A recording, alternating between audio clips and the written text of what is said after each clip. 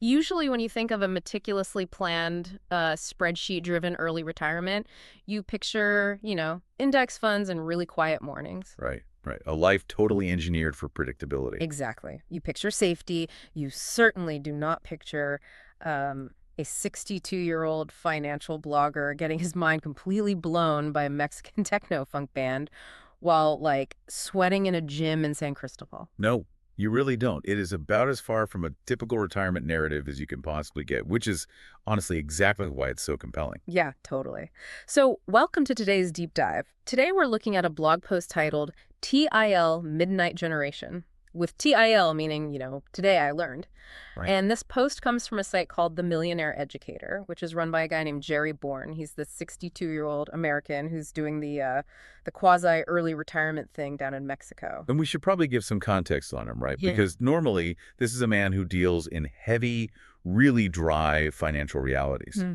Oh, absolutely. I mean, if you look at his archives, you're looking at pieces like Minnesota Mirage, pension fund shenanigans, where he is just like ripping into the fiduciary blind spots of a $146 billion state investment apparatus. Yeah. Or he's breaking down the exact mathematical formula to, squeeze every single cent out of a Chase Sapphire credit card. He is a deeply analytical, numbers-first kind of thinker. Totally. His entire public persona is built on calculating risk, minimizing variables, or projecting safe outcomes. Right. And building a retirement fund is essentially like laying the plumbing and the electrical wiring for a house. You have to do it. The house collapses without it. But the plumbing itself doesn't make the house a fun place to live. That is a great way to put it. Thanks. Because today we are looking at what happens when the guy who spent 40 years installing the plumbing finally buys a stereo. Because at the end of this specific post, this same pension fund analyzing 62-year-old signs off his letter to his readers with the phrase, yours in eternal crunkage. I have to say, seeing a financial blogger drop eternal crunkage is just, it's a beautiful culture clash. I honestly had to stop reading for a second when I hit that. I was like, wait, what? Okay. For anyone listening who maybe missed the late 90s and early 2000s Southern hip-hop scene, Right. crunk or crunk with a K is slang for getting completely uninhibited, hyped up, and just losing yourself to the energy of the music. It's the absolute antithesis of a carefully calculated retirement spreadsheet. Exactly. So, I approached this with a pretty healthy dose of skepticism. I'm thinking, how does a guy who writes about trillionaire plans stumble into an obsession with a groove-heavy electronic funk band? Well, the catalyst is actually incredibly mundane, which I Yeah. think makes the reaction so interesting. He's just, working out at a gym in San Cristobal de las Casas. Right, just a normal day. Yeah. He's got Spotify running in his earbuds, likely just letting the algorithmic radio serve up whatever it wants. And this track called Young Girl by a band named Midnight Generation comes on. And from the very first notes, he describes being irreversibly hooked. Like he spends the rest of his workout just abandoning whatever he was doing to hunt down their entire catalog. He practically asks, where has this band been all my life? Yeah, he really does. And I want to dig into the psychology of this because it feels like it defies a basic rule of aging. We tend to assume that people's musical tastes are basically, cemented in place by the time they hit 30. Oh, absolutely. And it's actually a well-documented psychological phenomenon. Yeah. It's often called musical paralysis. Musical paralysis. Yeah, there is a substantial amount of neurological research showing that our musical tastes basically peak in our early teenage years and then fossilize by age 30. Wow. Okay, why 30? The mechanism behind this is cognitive load. So in your 20s, your brain is highly receptive to novelty because you're actively building your identity, right? Yeah, you're figuring out who you are. Exactly. And music is a huge part of how we signal who we are to our peers. Mm-hmm. But as you cross into your 30s, your responsibilities just compound: careers, mortgages, families, all of that. Yeah, the real world hits. Right. So your brain is dealing with so much active decision-making that it kind of retreats to familiar neural pathways for comfort. You stop seeking out the friction of new sounds and retreat to the safety of what you already know. That makes total sense, especially for someone in finance, right? I mean, a financial planner's entire worldview is based on risk aversion. You build financial wealth by eliminating uncertainty. Yes, exactly. But what Jerry is experiencing here is the exact opposite.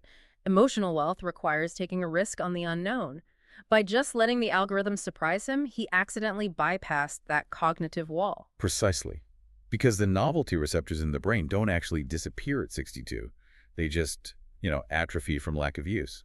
And Jerry openly acknowledges how weird this is. Yeah, he's super self-aware about it. He is. He knows he's a retired American in Mexico and absolutely not their target demographic. Oh. But he literally writes, "There's no going back. They make me feel young again." I love how self-aware he is about his own fanaticism. He Right. actually compares himself to Bill Walton raving about the Grateful Dead. Oh yeah, dropping a RIP Grateful Red in the post. Yeah, but here's where my initial skepticism kicked in again. When someone that age falls instantly in love with a new band, you kind of have to wonder, is the music actually doing something innovative, or is it just pressing a nostalgia button? That is a very fair question to ask. So, like, are they just an 80s cover band that reminds him of his youth? Right, but to Jerry's credit, he anticipates that exact critique. Yeah. He doesn't just say, "Oh, the band sounds cool." He actually writes out this highly specific 7-point manifesto analyzing the sonic architecture of Midnight Generation. He really does. He treats dissecting their groove with the same analytical rigor he usually reserves for dissecting a mutual fund prospectus. All right, let's test his ear then.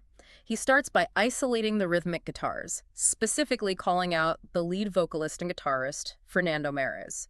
And Jerry says Mares channels Nile Rodgers and Chic. Yeah. Now, that is not a casual comparison.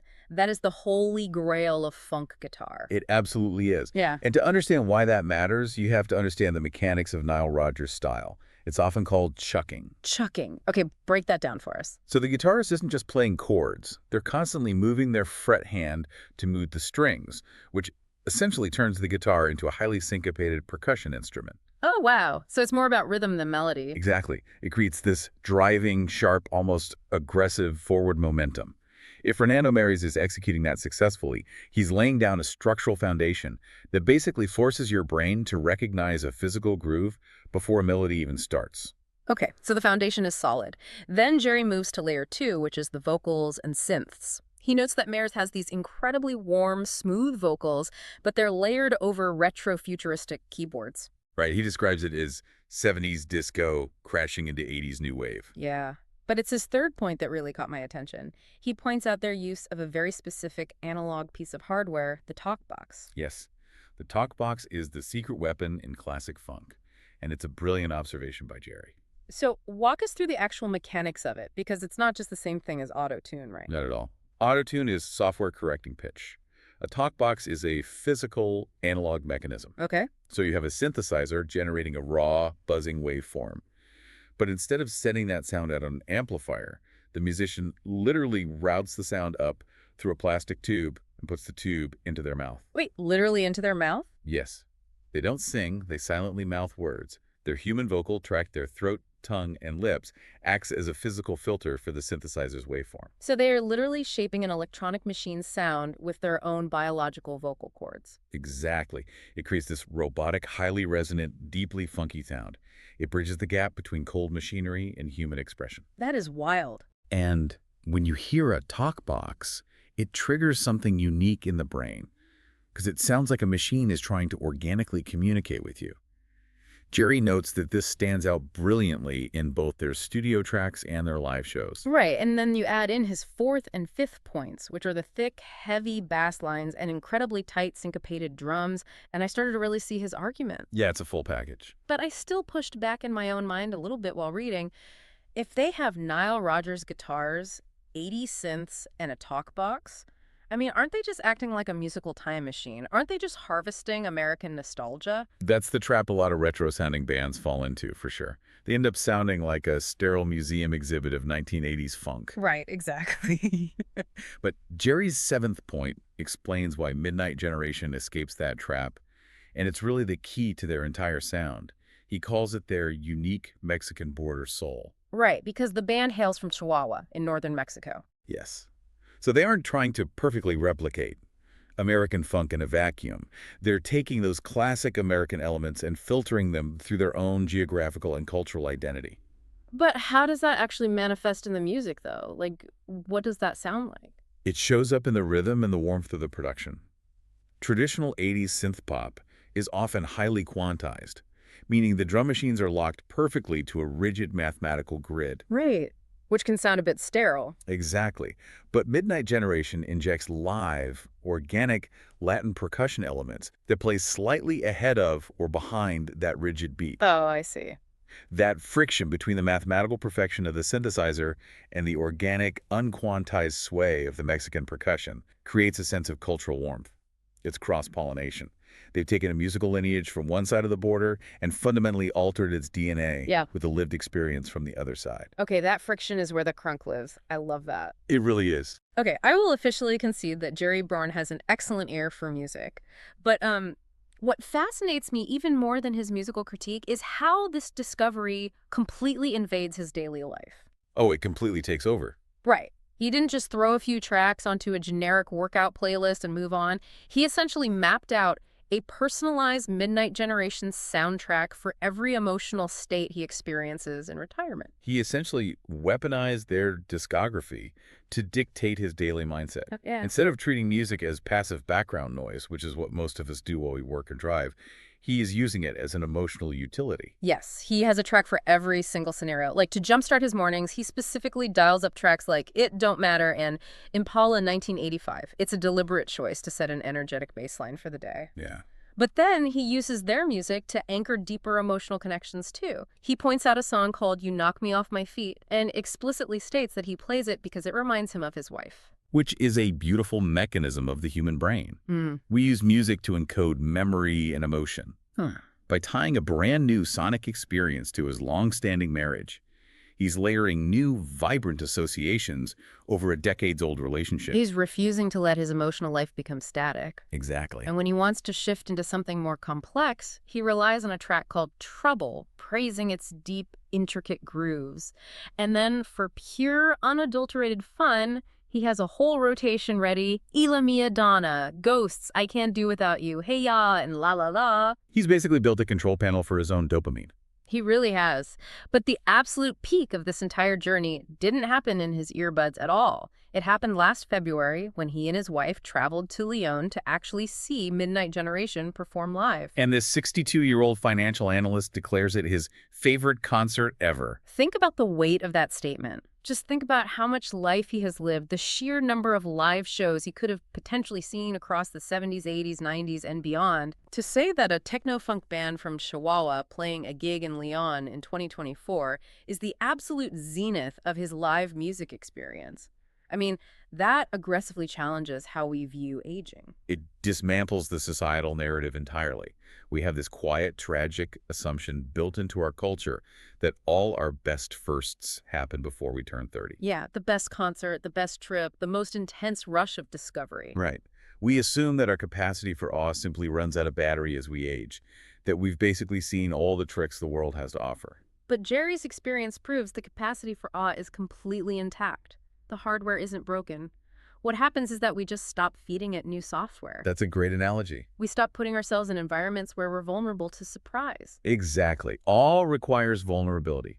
It requires admitting that you don't already know everything you're going to like. The tragedy of a perfectly planned retirement is that you might succeed in eliminating all unexpected problems, but you accidentally eliminate all unexpected joys in the process. Which brings us perfectly to the core thesis of Jerry's entire blog post. Because he is, at his core, an educator speaking to a specific audience of people obsessed with financial independence. Right, the FIRE community, basically. Exactly.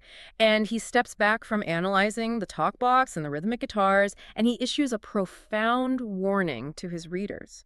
He writes, "Life isn't only about money and financial goals, it's about enjoying the journey." Yeah. He explicitly states that he uses this ban to remind himself to stay active, to keep searching out new things, and to just celebrate the good times. And it carries so much more weight coming from him than it would from, like, a generic lifestyle guru. His readers are people grinding away at their spreadsheets, tracking their savings rates down to the decimal, desperate to hit that magical retirement number. Totally. And the guy who taught them how to track those numbers is looking back at them saying, the spreadsheet is not the finish line. The spreadsheet just buys you the time. What you do with that time is what actually constitutes your life. It buys you the freedom to spend a Tuesday morning falling down a rabbit hole into Mexican techno-funk.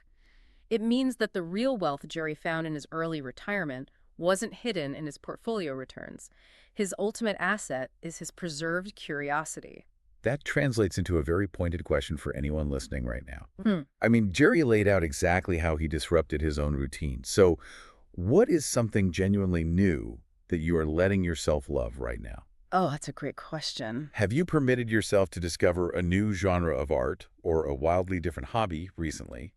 Or have you, without realizing it, let your tastes slowly fossilize into a comfortable, predictable loop? It's so easy to do. It really is. But in the comment section of his blog, Jerry is actively asking his readers for more band recommendations, proving that he is keeping that door wedged wide open. He refuses to let the concrete set on his identity. And, that leaves us with a final concept to really turn over in our minds.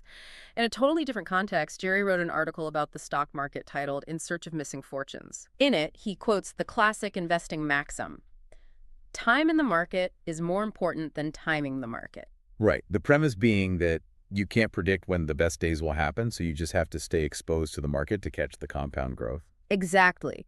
You endure the boredom and the dips because consistent exposure is what builds financial wealth. But when you look at what happened to him in that gym in San Cristobal, a totally different kind of wealth was built. Yeah, emotional wealth. Right. A computer algorithm fed a 62-year-old man a track called Young Girl, and it completely rewired his daily joy. He couldn't have timed that. He couldn't have predicted it. You just had to be exposed to it. Right. So, if financial wealth requires time in the market, perhaps spiritual and emotional wealth simply requires time in the algorithm. Oh, I like that. And I don't just mean Spotify, I mean the algorithmic randomness of life. The chaotic recommendations of a stranger, a wrong turn in a new city, an unfamiliar book on a shelf. Yeah, being open to the noise. Exactly. It's about a willingness to leave ourselves exposed to serendipity, trusting that the next great reinvention of who we are, the next thing that makes us feel eternally crunk, might be just one unexpected track away.